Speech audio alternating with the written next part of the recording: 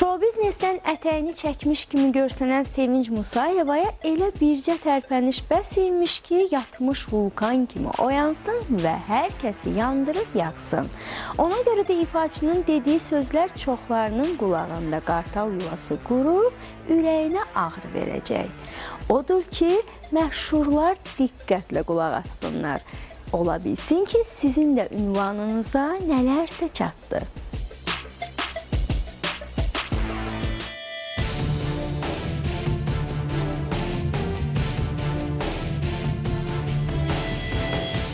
Ucuz gündem yaratmaq üçün 1000 oyundan çıxıb, 1001-ci oyun haqda planlar quran bəzi şou nümayəndələrini, necə deyərlər, yıxıb sürüyən Sevincin sən demə ürəyi doluymuş.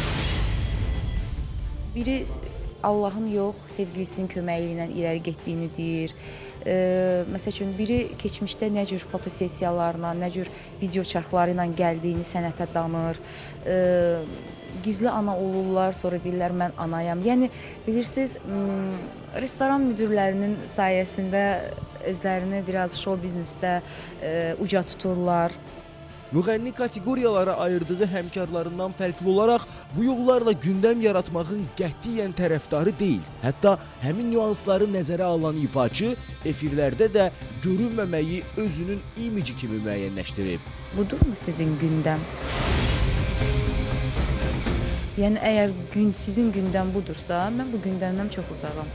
Ona görə də artıq bu mənim bir imicimdir.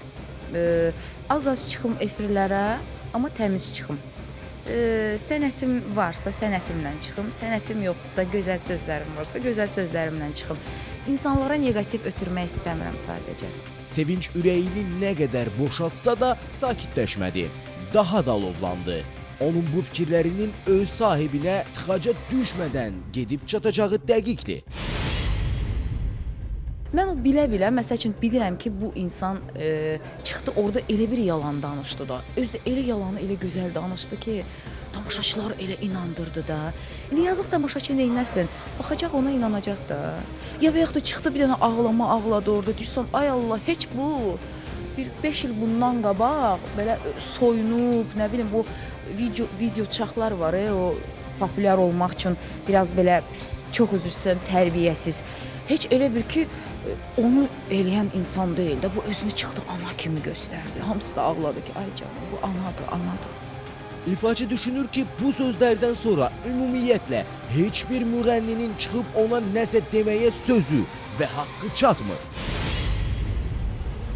Dalında da dururam. İş orasındadır ki, heç kimdən cavab gəlmir. Mən heç istəmirəm də nə cavab versinlər. Bax, hansı biri çıxıb mənə nəsə deyə bilər?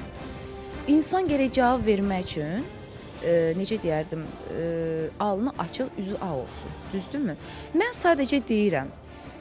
sadəcə deyirəm və kim ağıllıdırsa, kim normal insandırsa, bundan yaxşı nəticə götürəcək.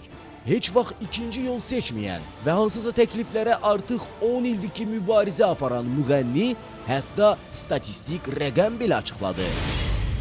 10 ildir bu sənətdəyəm. 2006-cı ildən yəni müsabiqə yolu ilə gəlmişəm, yəni professional səhnəyə.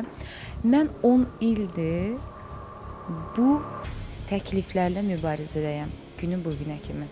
Və doğrudan da mən həmin o qeyd eləmişdim orada ki, doğrudan da bu bataqlığın, bu çirkinliyin içində nə qədər xoşbəxt bir xanım deməzdim, xoşbəxt bir qız olduğumu anladım. 100% show biznesdən 98%-i ikinci yoldadır.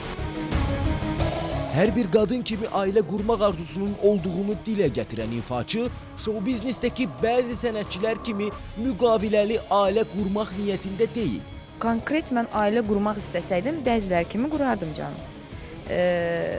Pul verib yanımda oturardım, bir bəy və yaxud müqavilə ilə neçə il, neçə ay və yaxud ailə qurardım. Evlad da olardı.